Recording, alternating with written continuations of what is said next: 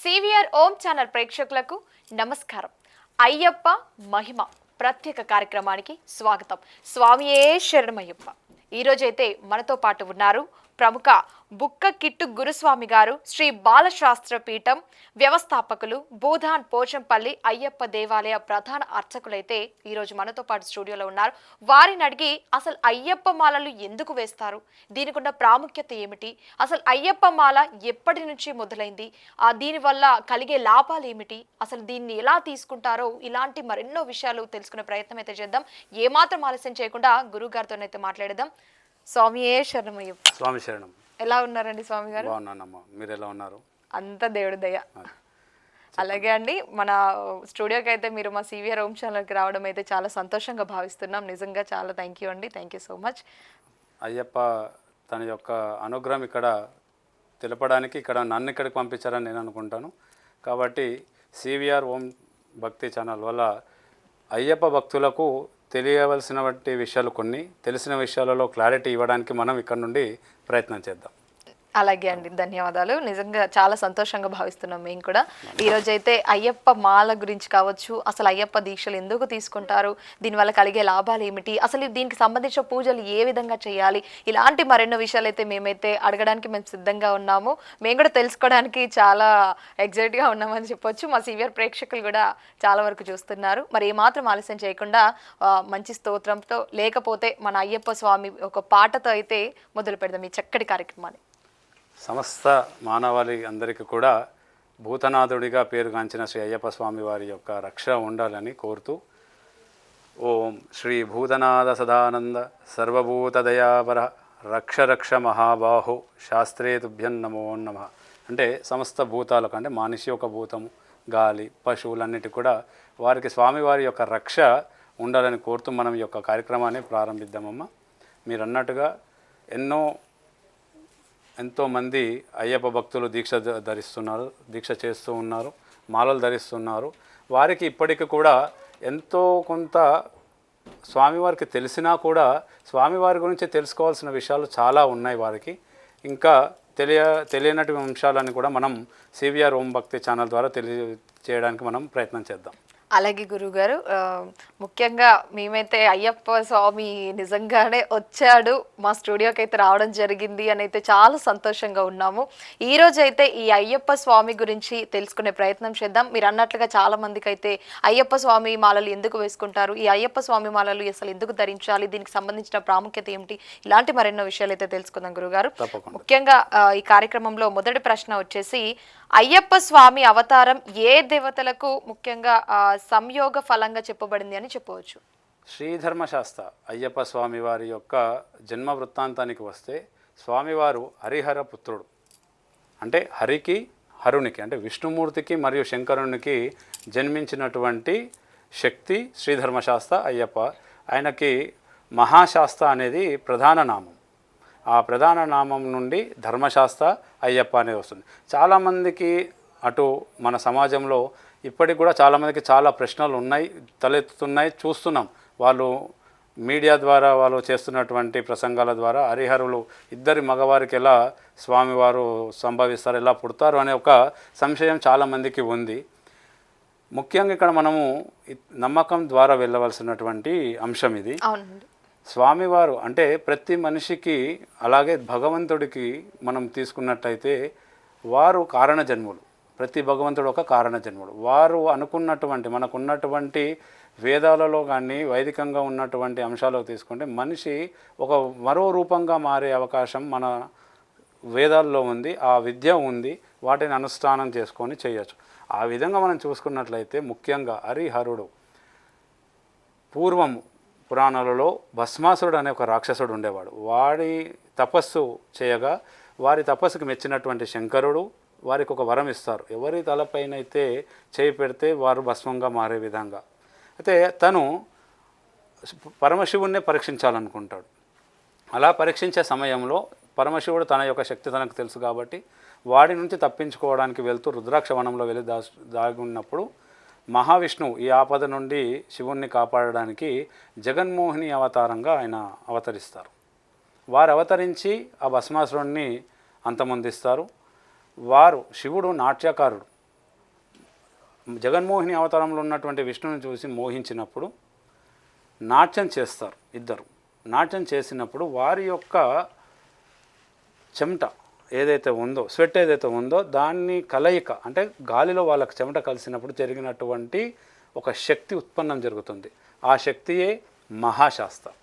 వారినే తర్వాత ధర్మశాస్త్ర అని, హరిహరపుత్రుడని, అయ్యప్ప అని తీసుకుంటారు. ఆ శక్తిని వాళ్ళు ఒక మానవ రూపం ఇచ్చి, మనిషి రూపంగా ఇచ్చి మహాశాస్త్రాన్ని నామకరణం చేసి వారిని పెంచడం జరిగింది. ఇది స్వామివారి యొక్క వృత్తాంతం. అంటే హరిహరులకు, శివుడికి మరియు విష్ణువుకి పుట్టినటువంటి శక్తి అయ్యప్ప స్వామి. అలాగే గురుగారు మొట్టమొదటిసారిగానైతే మన కార్యక్రమంలో అయితే ఈ అయ్యప్ప స్వామికి సంబంధించిన ప్రాముఖ్యత గురించి కావచ్చు ఇదైతే తెలియజేశారు. మరి ఏమాత్రం ఆలస్యం చేయకుండా మనము రెండవ ప్రశ్నలకు కూడా వెళ్ళిపోదాం. ముఖ్యంగా చూసుకున్నట్లయితే ఇటు అయ్యప్ప దీక్ష ప్రారంభించడానికి ఏ శుభదినం ముఖ్యంగా పరిగణించింది అని చెప్పవచ్చు? అయ్యప్ప స్వామి వారి యొక్క దీక్ష ప్రారంభించడానికి ప్రత్యేకమైన ఒక శుభదినము అనేది ఎటువంటిది కూడా నిర్ణయించబడడం లేదు. అయితే మన సనాతన ధర్మంలో దీక్ష సమయాలకు దక్షిణాయనాన్ని, మరి ముఖ్యంగా కార్తీక మాసాన్ని, మార్గశిర మాసాలను దీక్షలకు అనుకూలంగా తీసుకోవడం జరిగింది. కాబట్టి అయ్యప్ప స్వామి వారి యొక్క దీక్ష కార్తీక మాసంలో ప్రారంభిస్తారు, అలాగే మార్గశిర మాసంలో ప్రారంభిస్తారు. ఎందుకంటే ఇక్కడ మనము స్వామివారి యొక్క జీవిత చరిత్రను క్షుప్తంగా పరీక్షించినట్లయితే స్వామివారు ఒక వరం ఇచ్చారు మనుషులకి, భూలోకానికి. కార్తీక మాసం లేదా మార్గశిరంలో దీక్షలు ప్రారంభించిన మకర సంక్రమణం అంటే సూర్య భగవానుడు ఎప్పుడైతే మకర రాశిలోకి ప్రవేశిస్తాడో ఆ రోజు సాయంత్రం స్వామివారు తను ఆత్మస్వరూపంగా, జ్యోతి స్వరూపంగా దర్శనమిస్తారు. ఆ దర్శనాన్ని చేసుకోవడానికి స్వామివారు కొన్ని నియమ నిబంధనలు ఉంచి దీక్ష చేసి రావాల్సిందిగా తెలియజేయడం. కాబట్టి ఆ మకర సంక్రాంతికి సంబంధించిన జ్యోతి చూడడానికి మండలకాలం అనే ఒక దీక్షను స్వామివారిని నియమించబడింది. భక్తులందరూ కూడా నియమించారు. కాబట్టి ఆ మండలకాల దీక్షని పూర్తి చేసుకోవడానికి, కాబట్టి శుభదినంగా సనాతన ధర్మంలో వారి కుటుంబ సభ్యుల్లో వాళ్ళ తల్లిదండ్రుల యొక్క అనుమతి, వివాహితుడైతే భార్య, పిల్లలు ఉన్నట్టయితే పిల్లల యొక్క అనుమతి పొందిందే శుభదినంగా పరిగణిస్తాను నేను. వాళ్ళందరి అనుమతి దొరికిందంటే భగవంతుని యొక్క అనుమతి దొరికినట్టే. కాబట్టి శుభదినము అనేది వారి యొక్క కుటుంబ ఆచారాల ప్రకారంగా నియమించడం జరుగుతుంది. కాబట్టి పర్టికులర్గా ఇది కార్తీక మాసం, మార్గశిర మాసం దీక్షలకు అనుకూలమైనటువంటి, అంటే దీక్ష చేస్తున్న సమయంలో ఎండాకాలంలో కానివ్వండి, వానాకాలంలో అనుకూలమైన వాతావరణం ఉండదు. చలికాలంలో అనుకూలమైన వాతావరణం ఉంటుంది. ఏకాగ్రతకు, ధ్యానానికి కూడా అనుకూలమైన సమయం. కాబట్టి మనం కార్తీక మాసాన్ని, మార్గశిర మాసాన్ని అనుకూల సమయంగా మనం పరిగణించవచ్చు. అంటే ఈ అయ్యప్ప దీక్షలు తీసుకోవడానికి కార్తీక మాసాన్ని ఎంచుకుంటారని చెప్పవచ్చు అంటారా? అంటే అది సనాతన ధర్మంలో ఉన్నటువంటి కార్తీక మాసానికి ఉన్నటువంటి ప్రాముఖ్యతను అలాగే స్వామివారు చెప్పారు. మకర సంక్రమణం ఎప్పుడు జరుగుతుంది? పుష్యమాసంలో జరుగుతుంది. అంటే జనవరిలో జరుగుతుంది. సో ఆ సమయానికి ముందు మండల కాలం దీక్ష తీసుకుంటారు. అంటే జనవరి 14 కానివ్వండి, 15కి కానివ్వండి, 16 కానీ, అది సూర్యుని యొక్క ట్రావెలింగ్ జర్నీ. ఎప్పుడైతే ఒక రాశి నుంచి ఇంకో రాశిలోకి మారుతుంది, అంటే ఒక పొజిషన్ టు ఇంకో పొజిషన్, అంటే ఈ యాంగిల్లో నుంచి ఆ యాంగిల్లోకి వచ్చాడు 360 డిగ్రీస్ తీసుకున్నప్పుడు ఎప్పుడైతే సూర్యుడు 240 to 270 డిగ్రీస్కి మారుతున్నాడో అప్పుడు ఈ మకర సంక్రమణం జరుగుతుంది. ఆ సమయంలో స్వామివారు అక్కడ జ్యోతి స్వరూపంగా వస్తారు. కాబట్టి దాని ముందు మండలకాలం దీక్ష తీసుకుంటారు. సమాజంలో ఎలా అయింది అంటే ఆ సమయానికి అందరూ వెళ్ళలేకపోవడం వల్ల, లేదా అధిక రద్దీ ఉండడం వల్ల దేవాలయాన్ని కూడా ఒకప్పుడు ఆ సమయంలో మాత్రమే తెరిచి ఉంచేవాళ్ళు.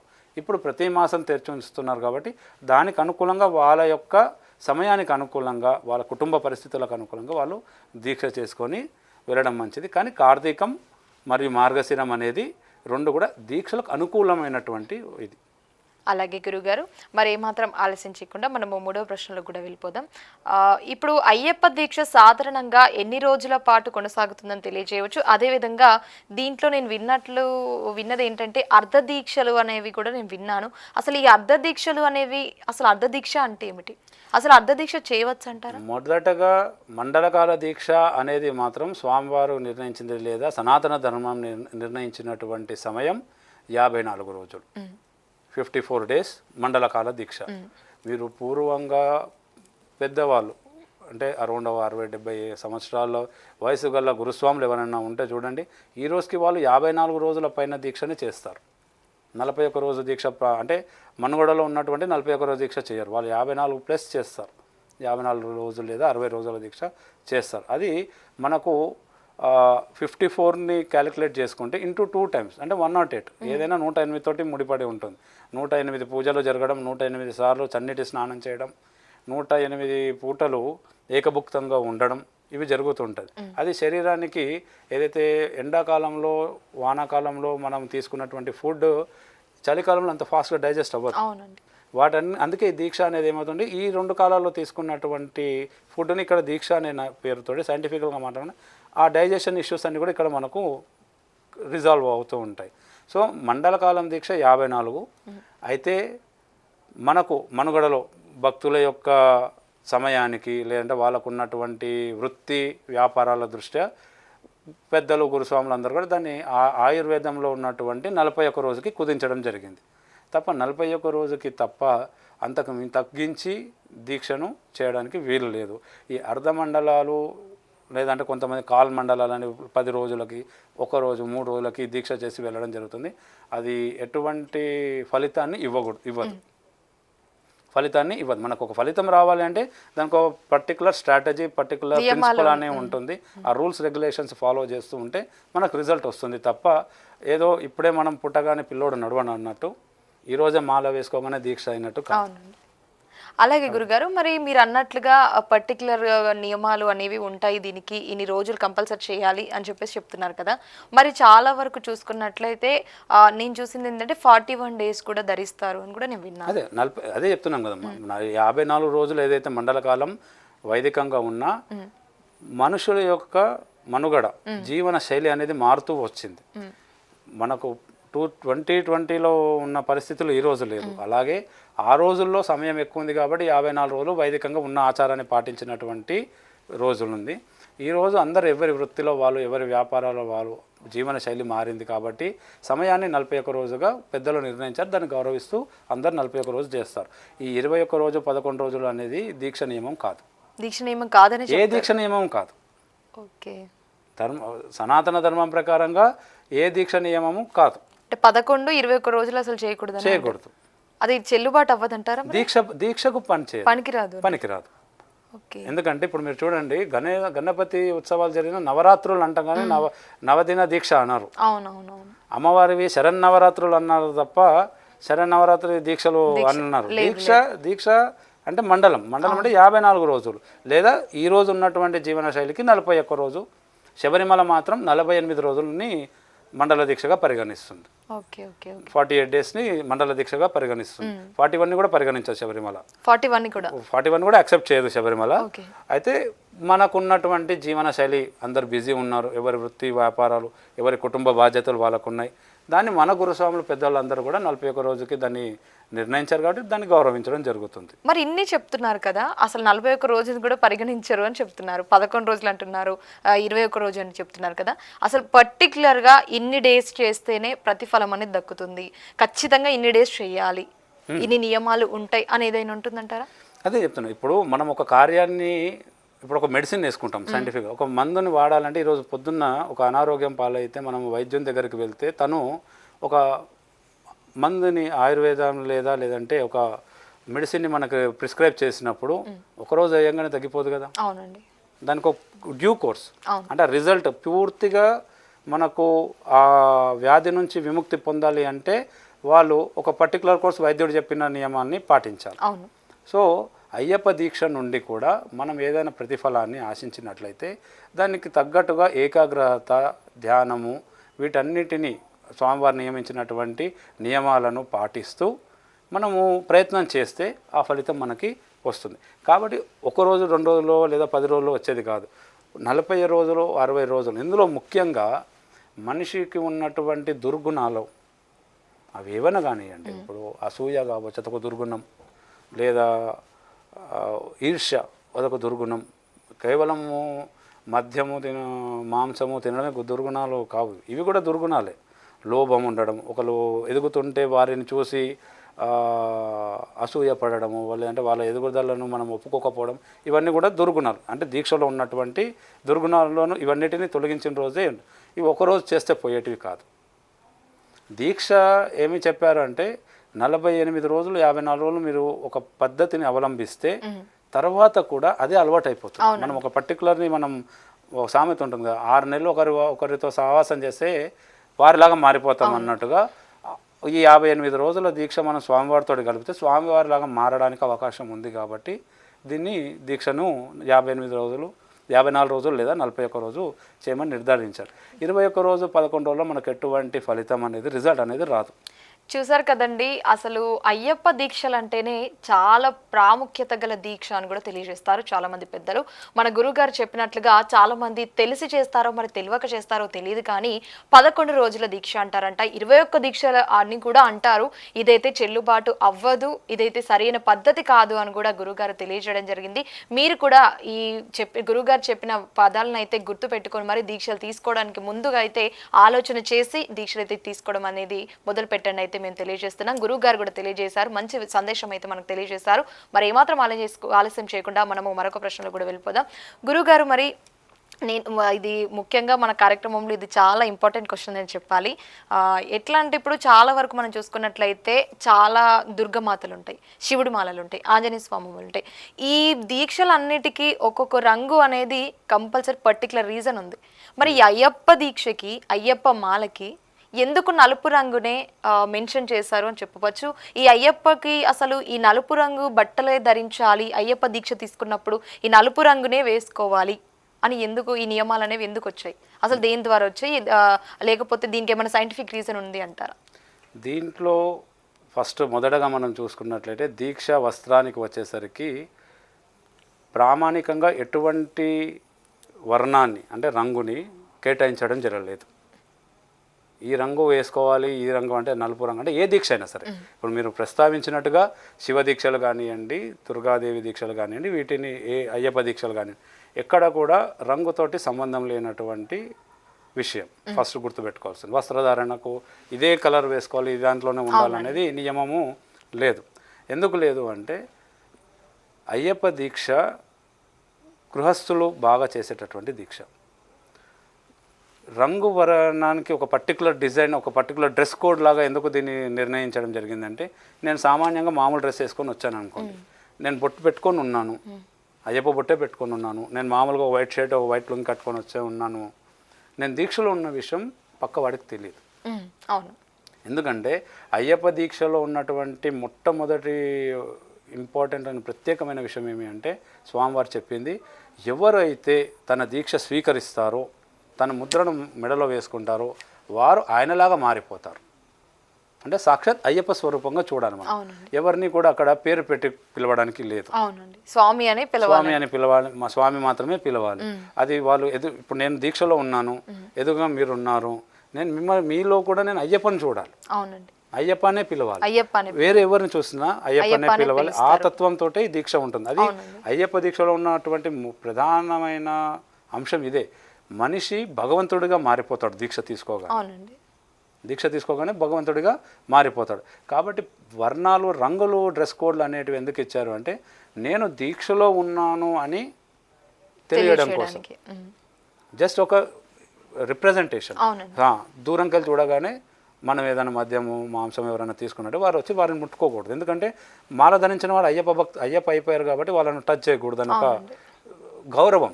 నేను నియమం అన్నాను, గౌరవం. మనం ఎదుటి వ్యక్తిని గౌరవించాలి. సో ఆ వ్యక్తి అయ్యప్ప దీక్ష తీసుకున్నారు, ఆయనని మనం గౌరవించాలి. కాబట్టి మనం ఏదైనా మద్యమో మాంసం తీసుకున్నప్పుడు లేదంటే వేరే దూరం ఉండి ఒక డిస్టెన్స్ మెయింటైన్ చేయడం జరుగుతుంది.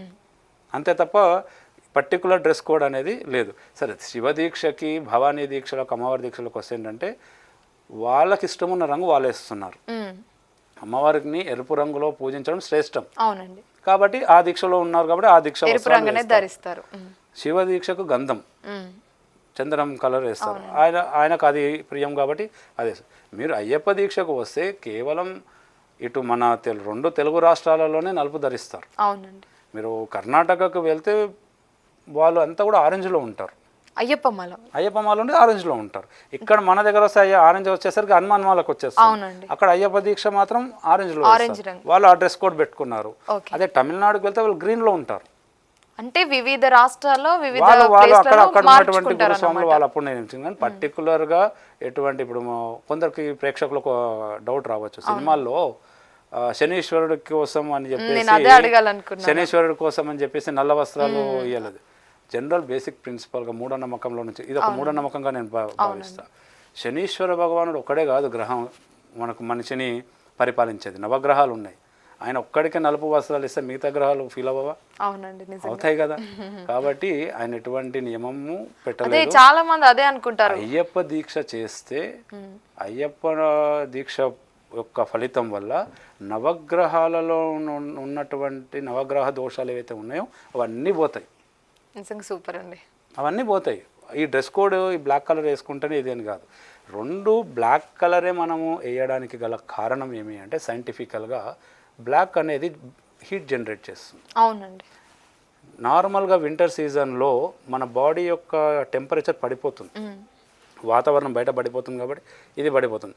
దీంట్లో మనం చన్నీటి స్నానాలు చేస్తుంటాము, 2 పూటలు చేస్తుంటాము కాబట్టి ఉదయాన్నే లేస్తుంటాం కాబట్టి ఆ చలిని తట్టుకోవాలి అంటే బ్లాక్ ఈజ్ హీట్ జనరేటర్ సైంటిఫికల్గా. సో ఈ హీట్ ఇది వేసుకోవడం వల్ల హీట్ జనరేట్ అవుతుంది, శరీరాన్ని తన యొక్క ఉష్ణోగ్రతను పడేయకుండా ఈ వస్త్రం కాపాడుతుంది తప్ప ఇది సైంటిఫికల్గా రీజన్ ఇది. అలాగే పర్టికులర్గా ఎటువంటి నియమాలు లేవు. అదే అంటారు చాలా మంది, అసలు బ్లాక్ అంటేనే దూరం పెడతారు. అసలు ఈ బ్లాక్ ఎందుకు మనం ఇంట్లో నార్మల్ గా వేసుకున్నా కూడా అలా కూడా అంటారు కదా. ఆ విషయానికి కూడా వస్తే ఏమవుతుంది అంటే బ్లాక్ ఎందుకు దూరం పెడతారు, చెడుగా ఎందుకు చూస్తారు? శనీశ్వరుణ్ణి ప్రతీకగా నలుపు వస్త్రాన్ని తీసుకుంటారు. వాస్తవానికి చూసుకుంటే సరే ఎవరి నమ్మకాలు వాళ్ళేవి అనుకున్నా శనీశ్వరుడు ధర్మవంతుడు. మీరు ధర్మంగా లేకపోతే తను శిక్షిస్తాడు, మీరు ధర్మంగా ఉంటే ఎందుకు శిక్షిస్తాడు? అవునండి, నిజంగా వాస్తవం. మనము ధర్మంగా ఉన్నప్పుడు మనకు అన్యాయం ఎందుకు జరుగుతుంది? జరగదు కదా. లేదు, అది భగవంతుడు చేయడు, మనుషులు చేయరు. మనం ఇంజస్టిస్ ఎప్పుడైతే ఉంటామో డెఫినెట్లీ మనం ఫేస్ చేయాలి ప్రాబ్లమ్స్. అదే అనుకున్నాం ఏంటంటే చాలా వరకు అసలు ఈ బ్లాక్ అంటేనే, నలుపు రంగు అంటేనే దూరం పెట్టే జనాలు అయ్యప్ప దీక్షలు వచ్చేసరికి కంప్లీట్గా సాక్షాత్తు ఆ అయ్యప్ప దీక్ష మాలనే నలుపు రంగు ధరించి మరి వేసుకున్నప్పుడు అసలు జనరల్గా మనం వేసుకున్నప్పుడు బ్లాక్ అనే రంగుని ఎందుకు దూరం పెడతారా అని చాలా మందిలో సందేశం ఇది. నిజంగా చెప్పాలంటే ఇది వాస్తవం. బ్లాక్ కలర్ని దూరం పెట్టడం అనే విషయానికి వస్తే నేను వాళ్ళ యొక్క సైకలాజికల్గా వాళ్ళ డిసార్డర్గా పరిగణిస్తాను. It's not that. అదొక వర్ణం, మనకున్నటువంటి అన్ని వర్ణాలలో ఇదొక వర్ణం, దాన్ని అవసరం ఉన్నప్పుడు వాడుకోవాలి. అయ్యప్ప దీక్షకు వచ్చేసరికి బ్లాక్ అనే దానికి ఉష్ణోగ్రతలు వాతావరణంలో తగ్గి ఉంటాయి, కావాల్సినంత సూర్యుని యొక్క రశ్మి మన దగ్గరికి చేరదు. సో సూర్యుని నుంచి రావాల్సినటువంటి విటమిన్స్ కానీ ఇవన్నీ కూడా ఇవి రావు శరీరానికి. సో టెంపరేచర్ ఆటోమేటిక్గా డౌన్ అయిపోతుంది హ్యూమన్ బాడీది. సో దానికి కావాల్సిన ఆల్టర్నేటివ్ ఏంటి? హీట్ జనరేటర్ కావాలి శరీరానికి, అది బ్లాక్ డ్రెస్. దానికి శనీశ్వరుడికి లింక్ పెట్టేసి ఆయన దూరం పెట్టడం అంటే ఆయన దూరం పెడుతున్నట్టే మీరు ధర్మానికి దూరంగా జరుగుతున్నట్లే. ఆయన ధర్మవంతుడు, ధర్మంగా ఉంటే ధర్మంగా రూల్ చేస్తాడు, అధర్మంగా ఉంటే ఎవరిని అయినా శిక్షిస్తాడు. ఈవెన్ ఆయన గణపతి భగవంతుడిని విడవలేదు, శివుణ్ణి కూడా విడవలేదు ఆయన అధర్మంగా అయినప్పుడు. అంటే వాళ్ళు తప్పు అంటే ఆయన దృష్టిలో ఏదైతే ఆయనకి ఇచ్చినటువంటి నియమావళి ఉందో పరిపాలించడానికి అది దాటితే అది అధర్మం ఆయనకి. కాబట్టి బ్లాక్కి అయ్యప్ప దీక్షకి శనీశ్వరునికి ఎటువంటి లింక్ లేదు. ఆయన ఒక్కడే గ్రహం కాదు, అన్ని గ్రహాలు ఉన్నాయి. వాళ్ళ అయ్యప్ప దీక్ష చేస్తే అన్ని గ్రహ దోషాలు పోతాయి, అది నమ్మకం. ఆ నమ్మకంతో మనం చేయాలి. అలాగే గురుగారు, నిజంగా చాలా సంతోషం గురుగారు. ఈ అయ్యప్ప మహిమ గురించి, ఈ అయ్యప్ప దీక్ష గురించి, అసలు ఇది ఎన్ని రోజులు తీసుకోవాలి, ఎన్ని డేస్ తీసుకుంటే బాగుంటుంది, అసలు దీనికి సంబంధించిన ముఖ్యమైన అంశాలు కావచ్చు. ముఖ్యంగా మనం చూసుకున్నట్లయితే ఫస్ట్ క్వశ్చన్లో అడిగాము, ఆ సంయోగ ఫలం అనేది ఎందుకు చెప్పబడింది, సంయోగ ఫలంగా ఎందుకు చెప్పబడింది అని కూడా మా ప్రేక్షకులకైతే చాలా క్లియర్గా ఎక్స్ప్లెయిన్ చేయడం జరిగింది. నిజంగా చాలా సంతోషం అండి, ధన్యవాదాలు. చూశారు కదండి, స్వామియే శరణమయ్యప్ప. నిజంగా ఆ స్వామియే నిజంగా వచ్చినట్టుగా మన గురువుగారు అయితే చాలా చక్కగా తెలియజేయడం జరిగింది. అదేవిధంగా చాలా మందికి తెలియని విషయం ఏంటంటే ఎన్ని రోజులు దీక్ష తీసుకోవాలి, ఎలాంటి నియమాలు పాటించాలి, ఎన్ని రోజులు ఈ దీక్ష తీసుకుంటే బాగుంటుంది, ఎలాంటి రంగును ధరించాలి, చాలా మందికి ఉన్న సందేహాలు కూడా మన గురుగారు అయితే తెలియజేయడం జరిగింది. చాలా క్లియర్గా కూడా ఎక్స్ప్లెయిన్ చేయడం జరిగింది. అలాంటివి ఏమన్నా మీరు అలాంటి తెలిసి తెలియని తప్పులకైతే నిజంగా గురుగారు చెప్పిన నియమాలు పాటిస్తే నిజంగా స్వామియే శరణమయ్యప్ప నిజంగా క్షమిస్తాడని అని అనుకుంటున్నాను. ఇంతటితో ఈ ఎపిసోడ్లోనైతే ఇంతటి విషయాలు అయితే మనం తెలుసుకోవడం జరిగింది. మరొక ఎపిసోడ్లో మళ్ళీ కలుద్దాం. అంతవరకు చూస్తూనే ఉండండి CVR. నమస్కారం.